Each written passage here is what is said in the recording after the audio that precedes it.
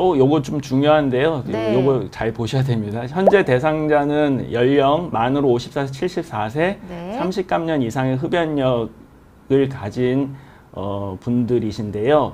이 흡연력을 어떤 식으로 알고 건강보험공단에서 국민들 여러분들께 검진받으러 오시라고 이제 편지를 보내시는 거거든요. 우편을 보내시는 건데 건강보험공단은 어떻게 각 국민들의 흡연력을 알 수 있을까? 그게 키포인트입니다. 그 흡연력을 파악하는 거는요. 해당 연도 전 2년 내 일반 건강검진 또는 생애 전환기 건강검진 포함 또는 건강보험 금연치료 참여자의 흡연력 문진표로 흡연력이 확인돼야지 건강보험공단에서 이분은 담배를 많이 피우셨으니까 검진해야 되겠구나 하고 편지를 보내는 겁니다.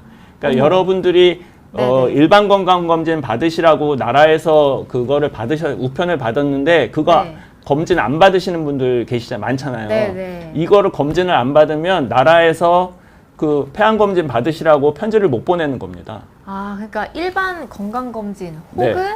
금연치료를 네. 받아야지만 거기 받아서 거기 가면 항상 네네. 이제 설문지 작성하고 네네. 하는 게 있거든요. 거기 설문지에서 내가 담배 얼마 폈고 언제 끊었다 이거를 정확하게 기록을 해야지 그거를 보고 건강보험공단에서 나중에 검진받으러 오시라고 편지를 보내는 건데 아예 이 일반 건강검진을 하러 가시지 않으면 네네. 담배를 많이 펴도 나라에서 검진받으러 오시라고 연락을 안 드리는 거죠. 그러니까 이 레터를 받기 위해서는 이 두 가지 방법은 해야 둘 중에 됩니다. 하나는 꼭 네. 참여를 이게 진짜 중요한 포인트네요. 나라에서 그냥 일반 검진이 그냥 단순하게 피 검사하고 엑스레이 찍고 이런 것들이거든요. 뭐 네네. 별거 아니다라고 안 가시면 안 되고요. 네. 이거 받으시면 꼭 가셔서 그냥 엑스레이도 찍고 피 검사도 하시고 하면 그 하기 전에 그 문진표 작성을 하는데 그거를 보고 폐암검진 대상자인지 아닌지를 판정을 해서 건강보험공단에서 편지를 보내드리는 겁니다. 그렇군요. 이거 꼭 잘 네. 기억을 하셔야겠네요. 폐결절이라는 말들을 많이 하는데요. 이 폐결절이 어떤 건가 많이 궁금하실 것 같아요. 그래서 네. CT를 찍으면 그 CT를 판독하는 순서가 이렇습니다. 엑스레이는 제일 중요한 게 옛날 거하고 비교해서 변화가 생겼는지를 보는 게 제일 중요한 판독입니다. 네. 변화가 없으면 큰 병이 아닌 거고요. 변화가 있으면 뭔가 새로운 병이 생긴 거죠. 그래서 CT를 찍었을 때 그분한테 물어봐서 옛날에 혹시 찍으셨던 CT가 있으면 가져와 주세요 하고 가져오면 두 개를 비교해서 판정을 하면 그게 제일 정확한 거고요. 결절의 성상, 고형결절, 부분결절, 간유리결절, 흉막 주변결절 이런 식으로 나누는데 이건 나중에 다시 제가 설명을 드릴 거고요. 네. 그 다음에 결절의 크기, 몇 밀리미터냐 혹은 몇 센치냐 이렇게 해야 되는 거고 발견 시기, 처음 CT 찍자마자 있었던 경우 그 다음에 처음에는 뭐 있는 둥 마는 둥 했는데 두 번째 2년 뒤에 찍어봤더니 뭐가 확실하게 커진 경우 그 다음에 전에는 없었는데 확실하게 없었는데 다음번 CT 찍을 때는 확실하게 뭔가가 생겼던 경우 이 세 가지로 나눠서 판단을 하게 되고 결절의 성상, 크기, 발견 시기에 따라서 카테고리 1, 2, 3, 4 이런 식으로 나눠서 저것이 폐암일 가능성이 몇 %다 이런 식으로 계산을 하게 됩니다.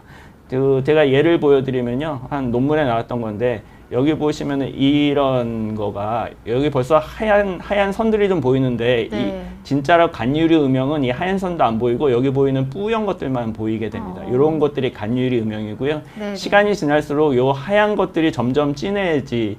네네. 그 다음에 여기 주변에 뿌였던 간유리 음영은 점점 작아지고요. 그래서 시간이 지나면은 간유리 음영은 다 없어지고 이렇게 큰 진한 결절만 발견이 되는데 여기서 뿌연 것들을 간유리 음영, 뿌연 것과 하얀 진한 거가 섞여 있는 거를 부분 고형 결절, 이 하얀 것만 관찰되는 걸 고형 결절 이렇게 우리가 부릅니다.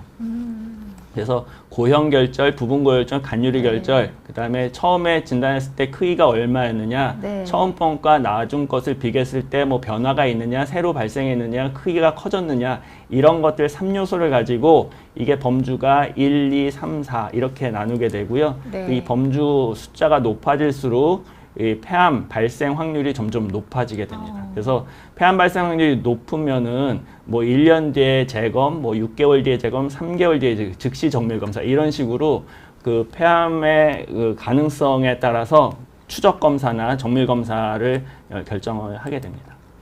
그러니까 이 기간도 그 다 가이드라인에 따라서 네. 딱딱 나온다는 네. 말씀이시네요. 우리는만 하는 게 아니라 전 세계가 다 네, 저런 네, 식으로 다 보통으로. 움직이고 있습니다. 네. 그래서 폐암 검진이 도입이 됐을 때 많은 분들이 위양성률이 높게 검진을 하면 위양성률이 높거든요. 그럼 그거를 가짜 환자를 대량으로 양산하는 거다 하면서 반대하는 뉴스도 많이 생기고 보고 나오고 그랬었는데요. 네, 그거는 아닌 것 같아요. 그래서 네. 그 먼저 용어부터 정확하게 해야 되는 게 네. 폐암 검진을 해서 양성이라는 게 폐암이라는 얘기가 아닙니다. 양성이라는 검사를 했더니 양성이라는 것은 그것이 폐암일 가능성이 있으니까 조금 더 면밀하게 조사를 해보자. 이런 의미가 폐암 검진에서의 양성이지 양성이 폐암 환자 이 같은 말이 확진 이런 네, 의미는 절대로 아니다. 아닙니다. 그다음에 위양성이 또 가짜 환자 이거 절대 아닙니다. 네, 이거 네, 네. 너무 선정적으로 기사를 쓰게 되면 이렇게 네. 표현이 되는데요. 위양성이 가짜 환자가 아닙니다.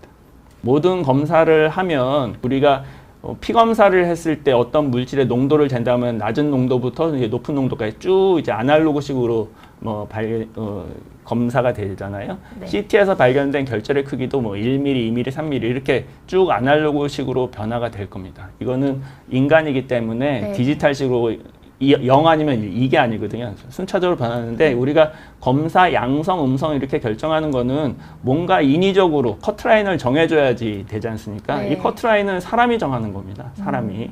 그다음에 폐암이 있다 없다 이렇게 하는데 검사 양성인 중에서도 진짜로 폐암이 있는 경우, 네. 검사 양성이지만 폐암이 없는 경우 이렇게 나눠질 수 있지 않습니까? 검사 음성도 마찬가지. 네. 검사도 마찬가지. 검사 음성인데 네, 네. 폐암이 진짜로 있는 경우 없는 경우인데 그거를 표현을 하면 폐암이 있고 검사대 양성이면 진짜 양성, 진양성이고요.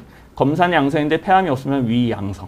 검사 음성, 폐암이 있으면 위음성, 진음성 이렇게 우리가 표현을 하는 거고 진양성률은 다른 말로 민감도라고 표현하는데요. 네. 폐암이 있는 분들 분모가 이거고 그중에서 검사 양성인 분이 진양성률, 민감도라고 우리가 표현을 하고요. 네.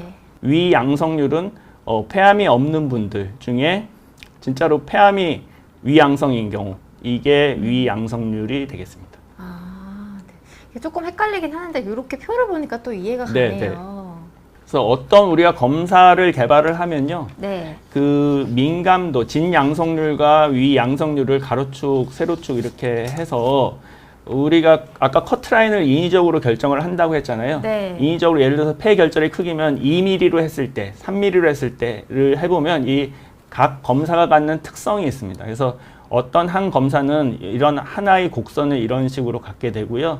그 저설량 흉부 CT가 차지하는 이 그래프는 우리가 이거는 ROC 커브, AUC라고 보통 표현을 하는데요.